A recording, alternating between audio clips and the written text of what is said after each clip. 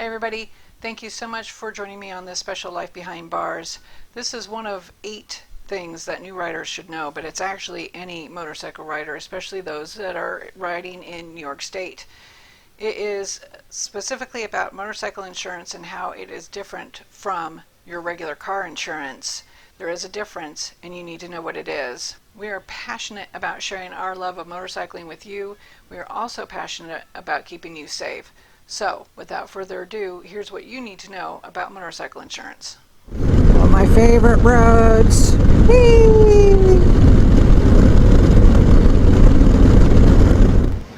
In case you don't know who I am, my name's Dawn and I work here at FX Caprara Harley-Davidson.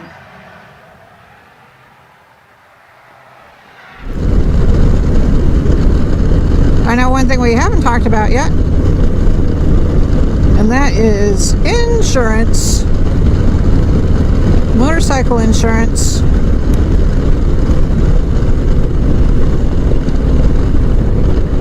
Now, let me just do the little caveat here. I am not an insurance agent. I do not sell insurance. I am not a lawyer.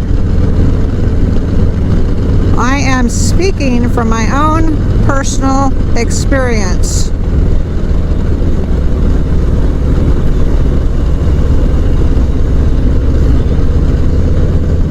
And the experience of having others come into the dealership with their insurance claims.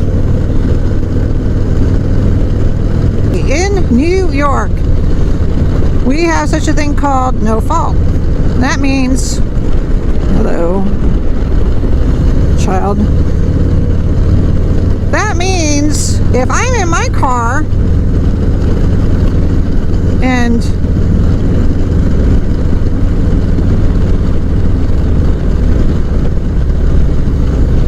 you're in your car and we have an accident, New York State has decided they don't care who's at fault. But when it comes to me being on my motorcycle and you're in your car and we have that same accident, now they care. So, let's just say the car is the one at fault. They turned left in front of me, they didn't see me, and whoops, we have a traffic accident.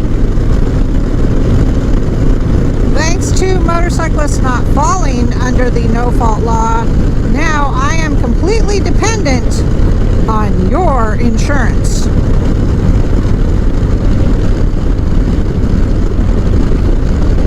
So that means whatever insurance policy you have as the driver of the car who hit me, who is at fault, whatever insurance you have is what will be used to cover my motorcycle, my medical coverage, and any emergency transport that might need to take place.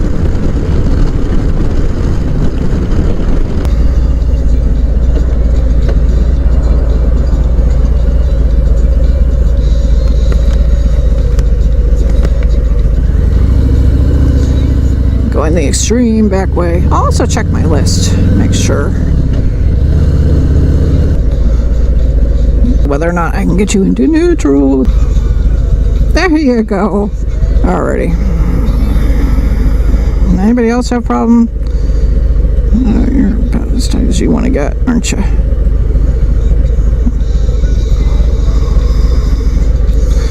Alright. I check my list. Can't get your wash insurance, special alcohol, be bold. Okay. Alcohol, be bold. I think I can remember that.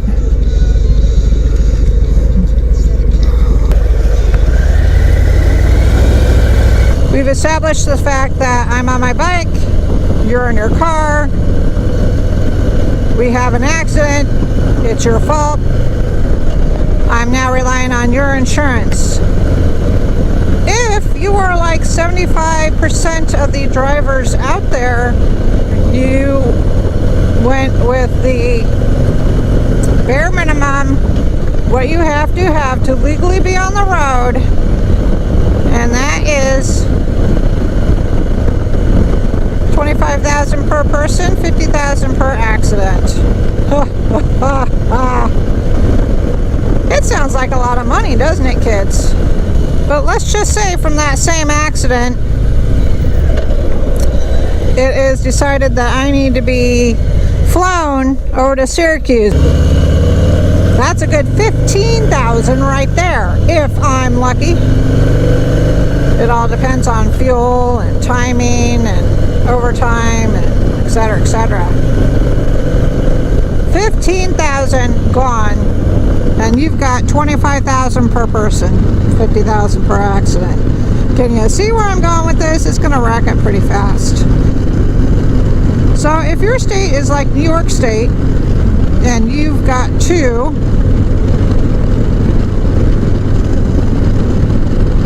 have basic liability coverage in order to ride your motorcycle, that insurance is not meant to cover you. It is meant to cover the other person that you hit should you be at fault. And let's be honest, if you're watching this, you're probably going to be that kind of person who's going to be a good rider, a safe rider, and it's probably not going to be your fault. Well, what are you supposed to do then if it's the other person's fault and they've only got $25,000 and you just spent a good chunk of that just to get to the emergency room? Well, here's what you want to look at. You want to get the supplemental uninsured, underinsured coverage on your motorcycle policy. Again, I am not licensed to sell insurance, nor am I an attorney. However, I know from Ben Rabin that that is definitely the one supplemental insurance coverage that I want. So, newer riders, nervous riders, riders in particular, please, please, please get your insurance coverage looked at, checked out by a professional. An insurance agent works for the company that is signing her paycheck, or his paycheck, sorry, don't want to be sexist. So what incentive does that insurance agent have to look out for you? Let's be honest, insurance companies are for-profit businesses, so you definitely want to make sure your ass is covered beyond what is legally required. When your insurance agent says, yeah, you're all set, you're covered. Okay, what exactly does that mean? Am I covered under the law? Yes. Am I covered in case it's an accident and it's the other guy's fault? Am I covered then? Let's be sure. So when you talk to an insurance broker, they are the ones that are working for you.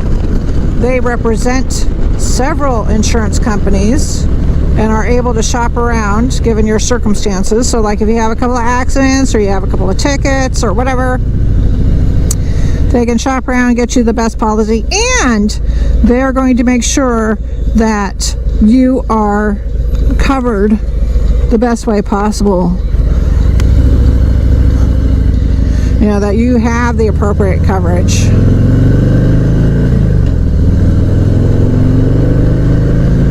Because like I said, you know, if you end up getting life lighted out, that's a quick 12 to 15 grand right there, if not more.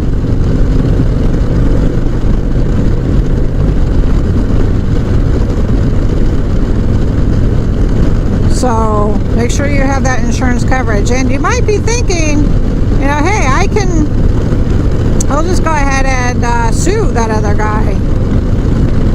He's the one at fault. I'll sue him.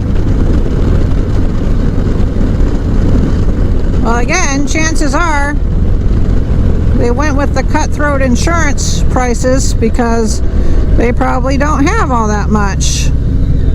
Maybe that was a college student that hit you, working 2 jobs and up to his ears in debt, and tuition fees and whatnot.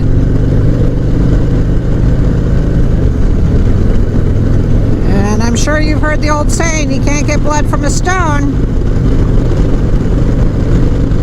Well, you can't get money from a broke person either. Yeah, sure, you might get the judgment in court. Are you honestly ever going to see that money? Probably not. So it's best to have your behind protected. Insurance. Uninsured, underinsured. Look into it.